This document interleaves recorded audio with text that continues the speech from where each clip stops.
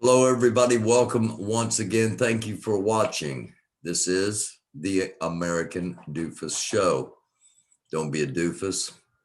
Once again, I do thank you for watching. Please consider subscribing, liking, sharing, commenting, and helping the channel to grow. Um, Last night in the Christmas Night Live, I misspoke.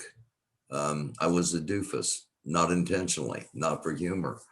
I had something on my mind and it overrode what I was talking about. I said that the grenade launcher location was the San Francisco Bay Area. That is not where the grenade launcher was found in the back of the crashed vehicle. It was actually the other end of California. It was like an hour and a half away from San Diego, which of course is the biggest port on the West Coast.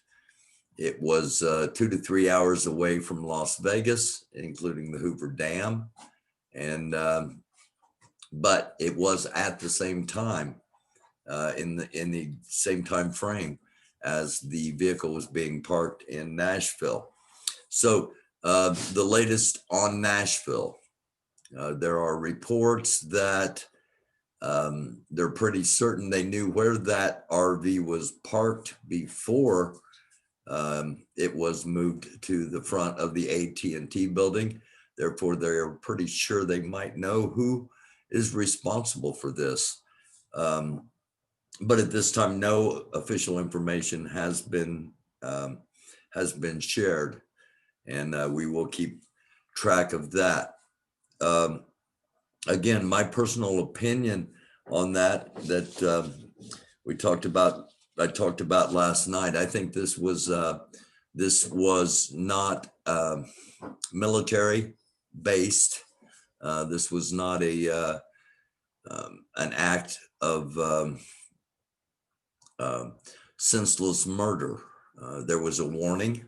It was parked in an area that is not heavily populated when there are heavily populated areas all around Nashville where it could have been parked. It could have been parked in front of a hospital, could have been parked in front of an apartment complex. It could have been parked in front of any number of places. It was parked in front of the AT&T building to try to disrupt communication, to test and see how much something like that would disrupt communication. I also think it was a wake-up call, so to speak. I think that the explosion in Nashville will now be used by whoever is responsible for it as a threat.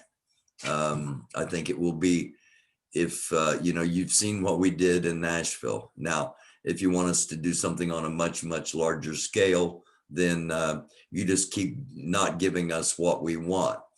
And I imagine that we're going to find out what they want is for Donald Trump to stay president. But that is my opinion. That is not fact. Now, something that also plays into that, the idea of potential martial law. As we know, this isn't speculation. Let's remember that.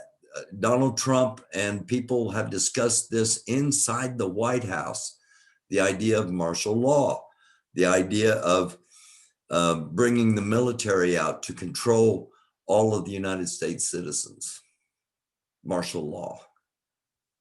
Big task, big ask, big ass country. But I would not put it past him. Now, something else has surfaced. I've been given reports that Iran is firing missiles at the United States Embassy in Iraq. Now, I have not been able to fully confirm these reports. I haven't seen anything even on Al Jazeera, but I trust the sources that have given me these reports, and we'll watch and see what happens. What could happen? Don't be surprised if these reports are indeed true and we hear about them over the next 24 to 48 hours. Don't be surprised if Donald Trump does not launch an attack on Iran, or at minimum threaten to launch, including a nuclear attack, and declare martial law in the United States, because of the threat of all the Muslims in here. And suddenly there's a boogeyman that they can focus on. Don't be surprised if any of that happens. I hope it's all doofusy in my head, conspiracy, because I've actually written about it in a novel I wrote in 2016 that I haven't published yet. And I want to publish the novel. I don't want to be writing a nonfiction book. So I hope it's all just again in my head, but I can easily see it playing out, and I think you can too. You start a war, declare war, and then say there's no way we can transfer power now. There's no way Sleepy Joe Biden is going to be able to handle this war I just started. Just something to think about. Also wanted to report that I have been given a report that for the members of the NFAC that there will be another Grandmaster Jay interview. It has been previously recorded and possibly even a while back, but it hadn't been broadcast yet, and it's possibly going to come out this week.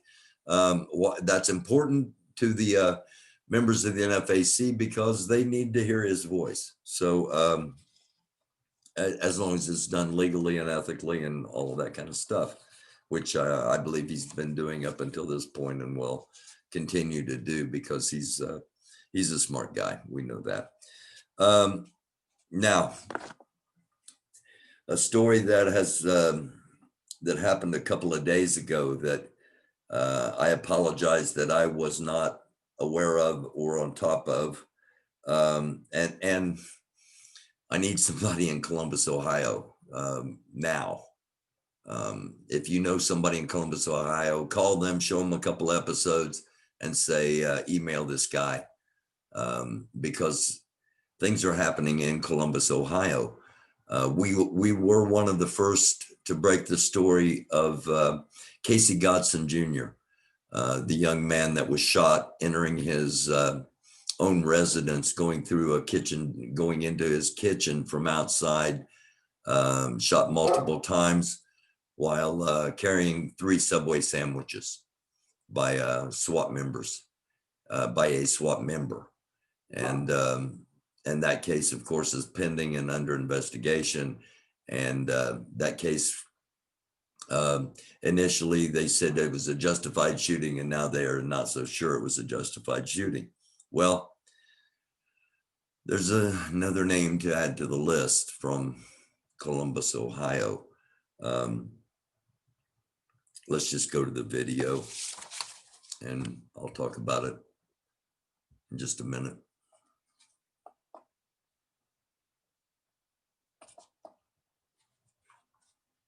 Police officer who killed an unarmed black man is sidelined this morning, and the city's mayor says the officer should be fired. Officials released video of the incident that sparked outrage in the community. Officer Adam Coy did not turn on his body cam until after Tuesday's shooting. The silent video shows the dead man, 47-year-old Andre Hill, holding only a cell phone. Jeff Begaze has a story, and we warn you, the video we're about to show you is disturbing. Body cam footage from Officer Adam Coy shows him approaching an open garage. Andre Hill is inside and walks toward the officer with a cell phone in his left hand. His other hand is not visible. Within seconds, Officer Coy shoots and Hill collapses. All this was captured via the body cam's pre-record function. 60 seconds of video without audio. It's at this point that Coy turned on his camera. Put your hands out to the side! Hands out to the side now! Hill lay for more than 6 minutes without aid, a violation of police policy. He was later pronounced dead at the hospital. To see him lying in the driveway, minute after minute after minute, with no attempt to render aid, and that is a stunning disregard for life, and in this case, black life. It all began when a neighbor called police early Tuesday to report a suspicious vehicle allegedly repeatedly being turned on and off, a non-emergency call. According to investigators, no weapon was recovered at the scene. The mayor says Hill was a guest at the home. A review of Officer Coy's personnel file shows more than 36 complaints filed against him since 2002, including use of force. All but a few were marked unfounded or not sustained. It's not clear from the files if any sustained complaints involved use of force. Following Hill's shooting, Coy has been relieved of his duties and ordered to turn in his badge and gun while the investigation continues. Hill's sister, Shauna Barnett, shared her thoughts online. My brother was snatched away from me. Now I and my family will be there for him and other murder victims to take up this plight that our culture has painfully endured for years. For CBS This Morning, Jeff Pegues in Washington. Someone needs to explain how an officer with 36 complaints, 36 complaints, is still in the streets. I'm starting a group called EAR, End All Racism. We've got to get rid of the bad cops. Number one, we got to get rid of the bad cops. And we have to do it immediately. We can't. We don't have the power at the moment.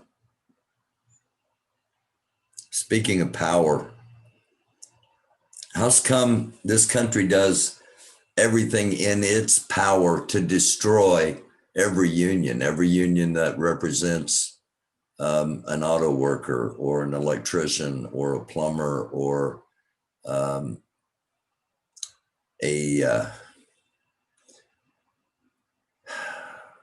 convenience store worker, others that need unionized, fast food workers that need or could potentially use better conditions at work. All unions have been demonized and attempted to marginalize, except for one, except for the police union. And it's probably time that was investigated. Just something to think about. Sunday night, I'll be back, 9 p.m. Eastern Standard Time. I'll be on here live for the Sunday night wrap. In case you have any questions, concerns, comments, please stop by and say hi and share with us what you're thinking. Tomorrow night, 9 p.m. live Eastern Standard Time. And that's 6 p.m. on the West Coast.